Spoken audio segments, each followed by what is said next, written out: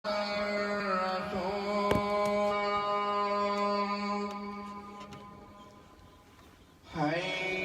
على الصلاة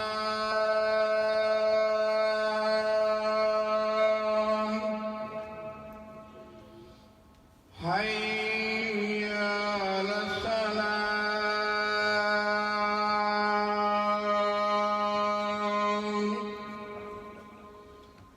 حي على الفلاح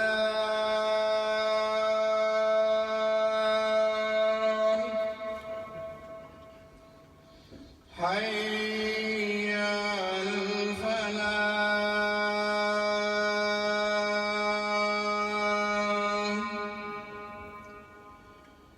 الله أكبر الله أكبر لا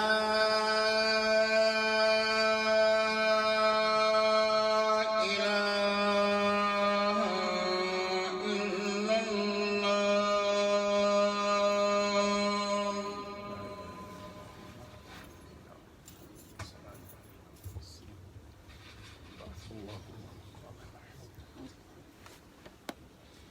إن الحمد لله نحمده ونستعينه ونستغفره ونعوذ بالله من شرور أنفسنا وسيئات أعمالنا. من يهده الله فلا مضل له ومن يضلل فلا هادي له، وأشهد أن لا إله إلا الله وحده لا شريك له، وأشهد أن محمدًا عبده ورسوله. يا أيها الذين آمنوا اتقوا الله حق تقاته ولا تموتن إلا وأنتم مسلمون. يا أيها الناس اتقوا ربكم الذي خلقكم من نفس واحدة وخلق منها زوجها وبث منهما رجالا كثيرا ونساء، واتقوا الله الذي تساءلون به والأرحام إن الله كان عليكم رقيبا. يا أيها الذين آمنوا اتقوا الله وقولوا قولا سديدا يصلح لكم أعمالكم ويغفر لكم ذنوبكم، ومن يطع الله ورسوله فقد فاز فوزا عظيما. أما بعد، فإن أصدق الحديث كتاب الله، وخير الهدي هدي محمد صلى الله عليه وسلم، وشر الأمور محدثاتها، وكل محدثة بدعة، وكل بدعة ضلالة، وكل ضلالة في النار. أما بعد، يقول الله عز وجل في كتابه الكريم بعد أعوذ بالله من الشيطان الرجيم: ولقد كرمنا بني آدم وحملناهم في البر والبحر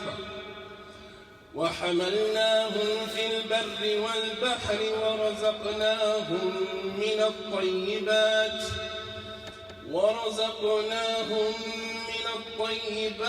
وفضلناهم على كثير ممن خلقنا تفضيلا. Allah subhanahu wa ta'ala says, indeed we have honored the children of Adam, and we have carried them on land and on sea, and we have provided for them from all things that are good, and we have favored them and honored them over much of those whom we created. Honor, brothers and sisters in Islam, is an extraordinary quality that Allah subhanahu wa ta'ala has given to mankind in order to distinguish those who would aspire to high moral excellence from those who would settle for a more disingenuous and dishonorable human experience fraught with more losses than gains. For if you gain the entire world and everything in it, and you sacrifice your honor and dignity and integrity to gain it, then in fact you have gained nothing at all. The legislation of Islam has placed honor and integrity as one of its 5 basic necessities, known to the scholars of Usul al-Fiqh as the Dururiyat al-Khams, the 5 basic necessities that can give the human being the most healthy, noble human experience known to man. And these 5 basic necessities are a deen, religion, at the top of them, a nafs, the life, as the second, a nasl, lineage, al-arad or irad, your honor, or your reputation, as well as your aql, as well as your intellect. And some of the scholars include in that al-mal, wealth. And this is because men and women both make huge sacrifices in their lives to establish reputations that are reflective of the sacrifices that they've made, whether educational sacrifices, where a person goes through a higher learning process or system, wherein they gain an undergraduate degree, graduate degree to a PhD. That requires discipline, that requires sacrifice, long hours of sacrificing one's time and energy, family, children, to arrive at a point of academic excellence through which their children, their grandchildren and great-grandchildren can take pride in. Whether it is financial sacrifices that a person makes, especially with those of our brothers and sisters who have migrated here from war-torn countries and have made a life for themselves, and made a life for themselves that not only they can benefit from, their children and their grandchildren can benefit from. That required a sacrifice. Some men, women had to leave their mothers and fathers in countries that are war-torn countries that have been invaded by the Western military forces. They had to leave their mothers, their fathers. That was a sacrifice. And they did all of that so that they and their children, their progeny, could bask in the greatness of their sacrifices. Whether it was moral sacrifices or military sacrifices, so that they and their progeny could live and die in honor, especially in an inverted world that we live in today that is quickly losing its palate for morality, considering that everything that is wrong today is right and everything that is right today is actually considered wrong. As the Prophet ﷺ, he mentioned in an authentic hadith that this time would come. He says, سيأتي على الناس سنوات خداعات يصدق فيها الكاذب ويكذب فيها الصادق ويؤتمن فيها الخائن ويخون فيها الأمين وينطق فيها الرويبضة. فقالوا يا رسول الله من هم الرويبضة؟ قال الرجل التافل من أسفل الناس يتكلم في أمور العامة. The Prophet ﷺ said that there will come a time upon people where there will be years of invertedness. Inverted behavior, meaning everything is its opposite, known by its opposite. He said where a liar will be believed, and there's nothing that gives light to this particular thing that the Prophet ﷺ is referring to than the time that we live in now. Look at everyone who is believed today, most of them liars, untruthful. يصدق فيه الكاذب, where the liar will be known as truthful and the truthful one will be known as a liar. Look at how many men are taken to court by their ex-wives, the mothers of their children, and they lie to the courts about how much of a deadbeat person this person is, and the courts accept that and task the man with paying astronomical amounts of child support solely based upon a lie, because we love liars. يصدق فيه الكاذب, the liar will be believed, and the believer, the one who is truthful, will be considered a liar. ويؤتمن فيها الخائن, and the person who is untrustworthy. Look at our masajid, look at our boards of administrations. Many, not all, but many, untrustworthy. Many, and we put the entire community in their hands. Some of the most untrustworthy people that you can come in contact with. يُؤْتَمَنُ فِيهَا الْخَائِنِ, that the person who is treacherous, the person who will betray you, will be trusted. And the person who should be trusted will be betrayed. And the Ruwaybidah will speak. The Sahaba radiallahu anhum say, Ya Rasulullah, who is a Ruwaybidah? Who are they? He said, this is a man who is insignificant as it relates to the general populace, but he speaks about the general affairs of the people. رَجُلٌ تَافٍ مِنْ أَسْفَلِ النَّاسِ. The most insignificant of people that you can think of have absolutely nothing to do, not even religious, speaking about our religious affairs. This paradigm shift, brothers and sisters, unfortunately has led many who had in previous times ambitions of being honorable and dignified and moving with integrity and purpose to opt for a more shameful and disingenuous and ignoble lifestyle under the guise of trying to survive in a world that has made functioning in a dishonorable fashion the most praiseworthy, and has made a person who functions with honor something that is distasteful and something that is corny. that you function with honor and integrity. We don't care about that today. We care about those who go with the crowd, those who go with the majority. And this is the way that the time of Prophet Lut alayhi salam, this is the way that they were treated when they decided to be honorable in a time when everybody else had succumbed to immorality of homosexuality. And when Lut tried to stop his people, what was their response? Allah subhanahu wa ta'ala says in the Quran, وَمَا كَانَ جَوَابَ قَوْمِهِ إِلَّا أَن قَالُوا أَخْرِجُوهُم مِّن قَرْيَتِكُمْ إِنَّهُمْ أُنَاسٌ يَتَطَهَّرُونَ. And the only response of the people of Lut was, get them out of here. Get rid of them. Get them out of our village. They are people who like to be pure. Because they stood on principle. They stood on honor and integrity. And did not just go with the flow because that's what everybody else was doing. And this is what you have people doing today. Doing dishonorable things. Moving disingenuously. Without purpose, without intention. To please Allah subhanahu wa ta'ala, just to make a buck. You cut your brother's throat just to make a buck. Is it really worth it? Your honor, your integrity. Think about how many Muslim business owners. You sell cars, you sell homes, you deal in real estate. And look at how you function. Look at how you do business. Just for $1. $1 will make you sell your entire religion.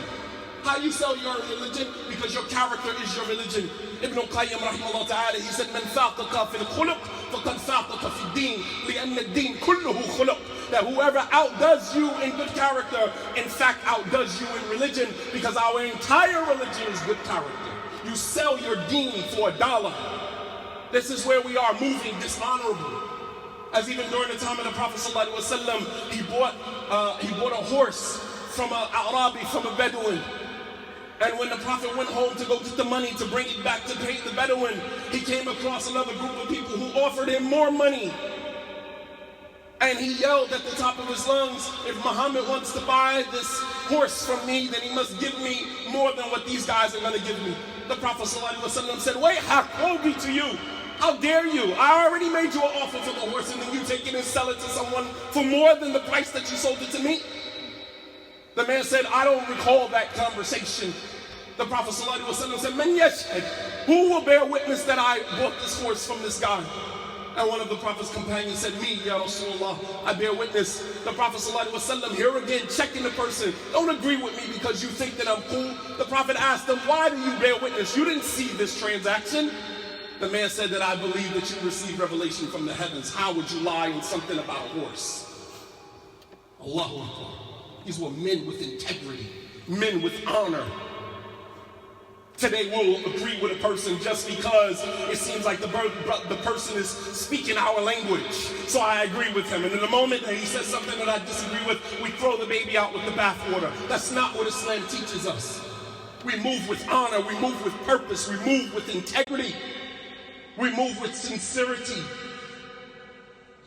Wallahu al-Azim, these things we have lost today.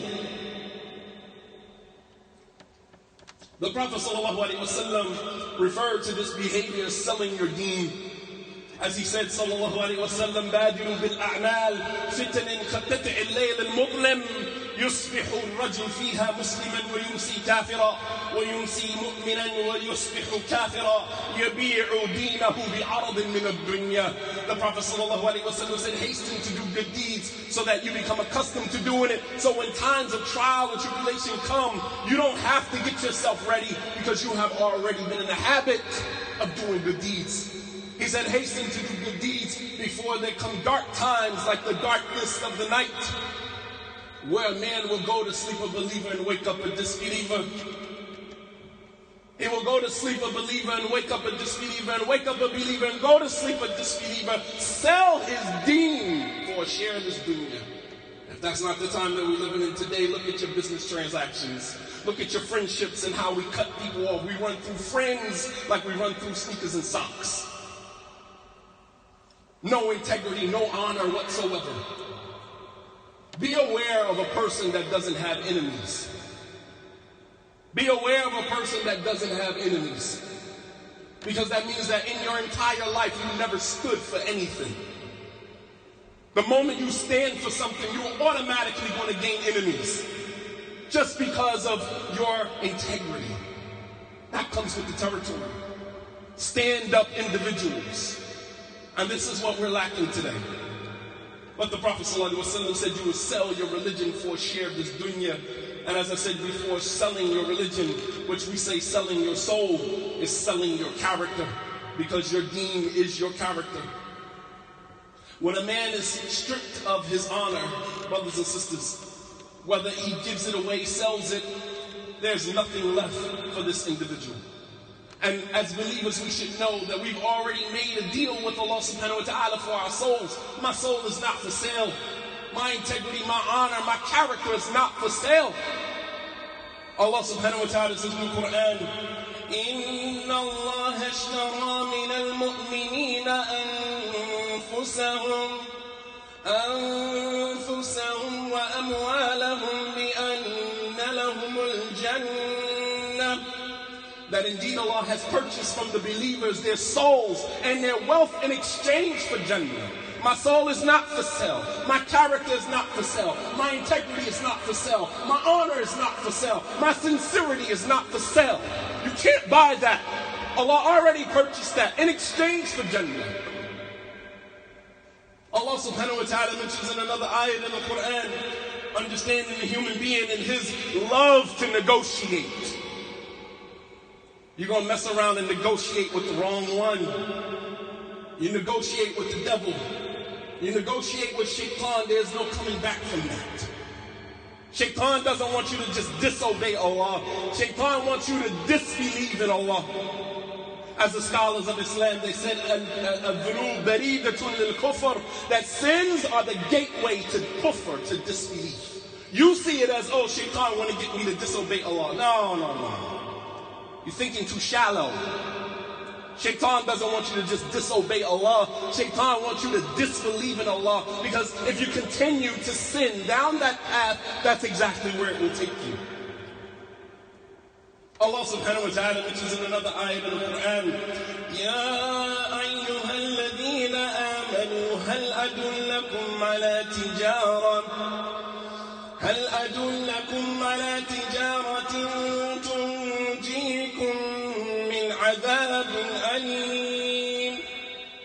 Oh, you who believe, can I not direct you to a transaction, a tijara, a business transaction that will save your soul from a painful punishment?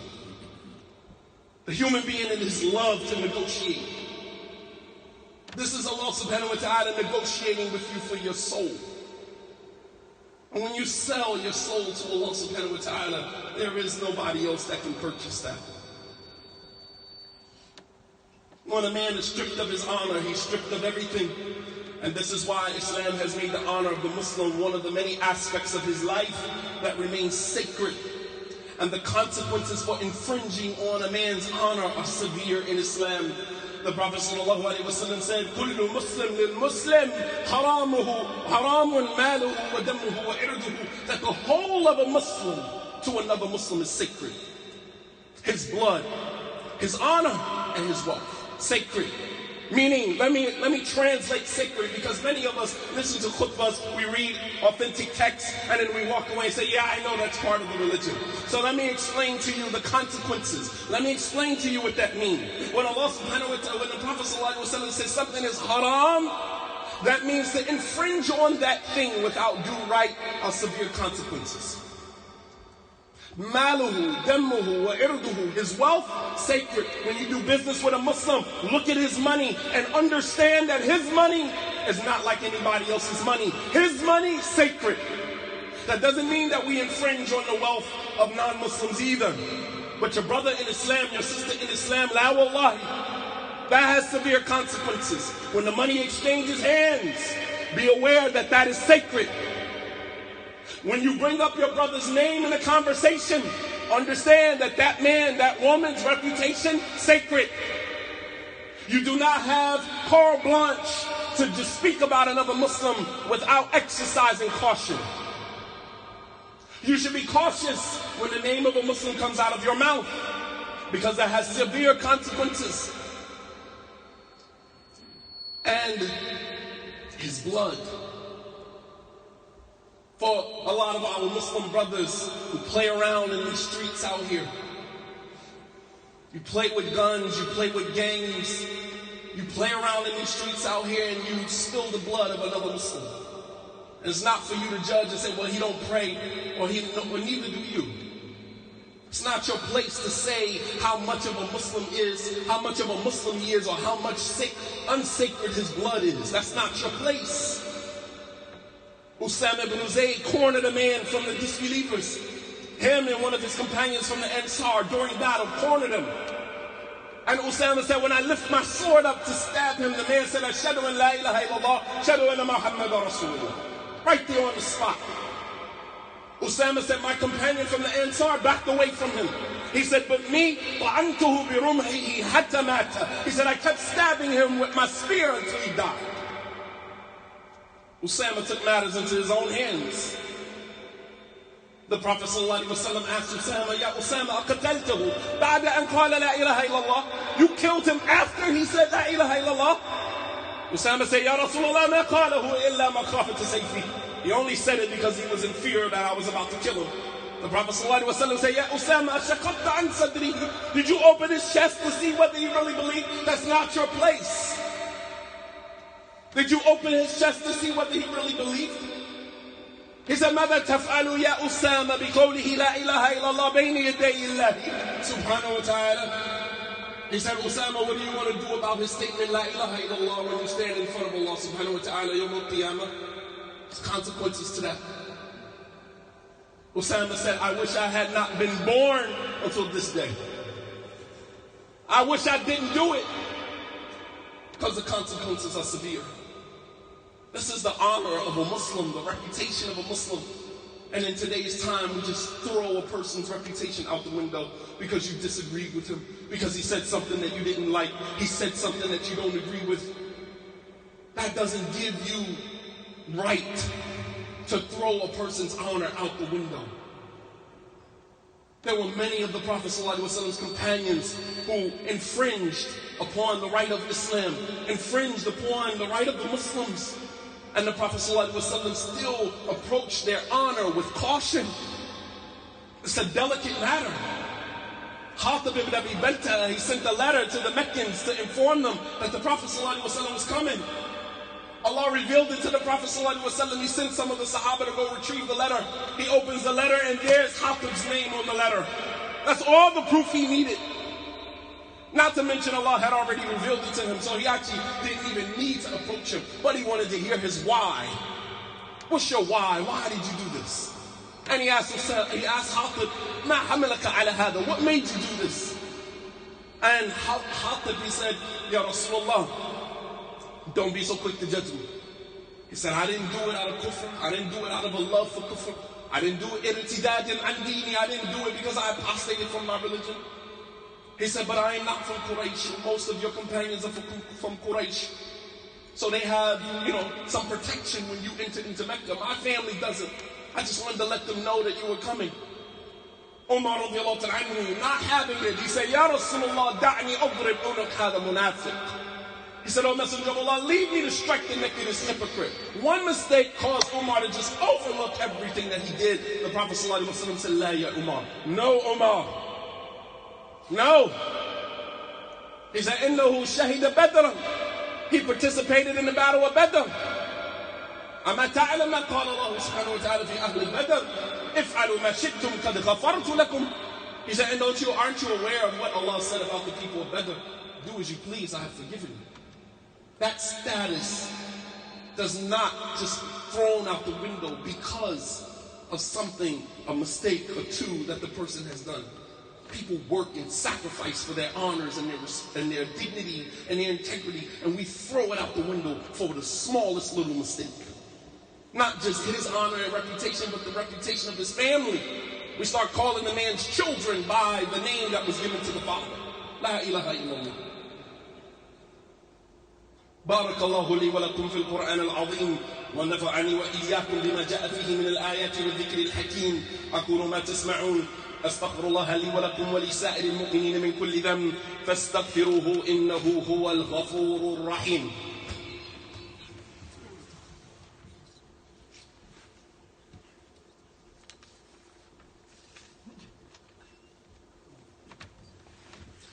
الحمد لله العلي الجبار غافر الذنب وقابل التوب الشديد العقاب، وأشهد أن لا إله إلا الله وحده لا شريك له، وأشهد أن محمدا عبده ورسوله. The Prophet ﷺ had even consideration for the honors and integrity of even his non-Muslim enemies. And although at this particular incident they were deceased, and if the shoe had been on the other foot, I doubt that they would have extended the Prophet ﷺ the same courtesy. However, the Prophet ﷺ extended courtesy to non-Muslims in hopes that their children would recognize the beauty and the balance of Islam. During the Battle of Badr, after the Battle of Badr, the non-Muslims of Quraysh, they lost 70 of their men.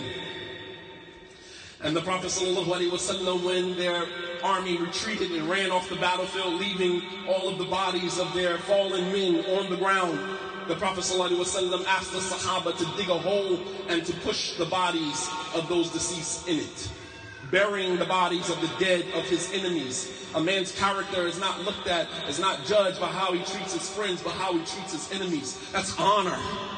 I'm still going to honor you, even though if I know the shoe was on the other foot, you wouldn't extend to me the same courtesy. But I don't function like you. I function with honor.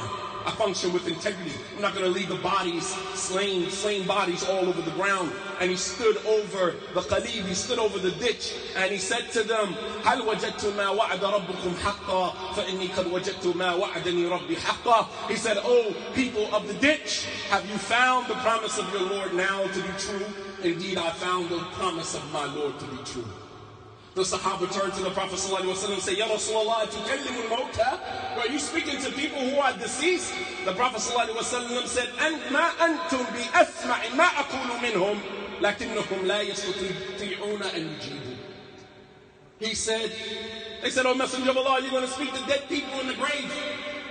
The Prophet ﷺ said, they can hear me better than you can. They just can't respond. They can hear me. But he honored me. Even when their own constituency left them their dead bodies on the ground. And today, unfortunately, brothers and sisters,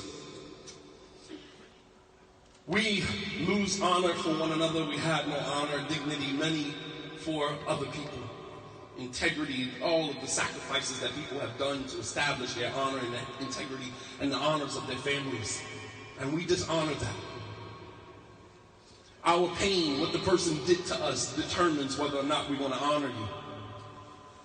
And the fact of the matter is that the measure of a man is not determined by how he treats his friends, by how he treats his enemies. They say that without integrity and honor, having everything means nothing. The Prophet ﷺ was considerate of the importance of the honors of his companions. When the Prophet ﷺ conquered Mecca, he entered into Mecca with over 10,000 soldiers, largest army ever seen in the Arabian Peninsula. He entered into Mecca with over 10,000 soldiers. He excuses everyone, with the exception of 11 men. He told the Sahaba, wherever you find them, kill them. Stop painting the Prophet ﷺ as this, passive man that just let everybody walk all over him. No. He excused the people of Mecca with the exception of 11. And most of them took Shahada, some of them died, and some of them fled to Yemen or to other places. After he conquered Mecca, and everyone is standing around, the Prophet ﷺ, Nada Nabi sallallahu alayhi wa sallam, Bilal ibn Abi Rabah. The Prophet ﷺ called in the crowd, where's Bilal ibn Abi Rabah? Bilal said, Ana huna ya Rasulullah, I'm here, O Messenger of Allah. The Prophet ﷺ said, Ya Bilal, is'ad al-Kaaba wa adhin. The Prophet ﷺ said, Bilal, get on top of the Kaaba and call the adhan. some of the chiefs of Quraysh sitting back in the shade said, may Allah have mercy on my father. He didn't live long enough. Allah honored him so that he did not have to see this black man stand on top of the Kaaba and call the adhan. The Prophet ﷺ told Bilal to call the adhan. Understand, Bilal was a man who was tortured by his owners. He was a slave, tortured. They used to make Bilal sleep with the animals because they wouldn't allow him to sleep in the house. They would torture Bilal, and although Bilal would scream, not many people heard him. However, now Bilal was standing in the city of Mecca, the most sacred place on the face of the earth, standing on top of the Kaaba, the most sacred shrine, the most sacred thing in our religion. Standing on top of the Kaaba, looking down on the same people that used to look down on him.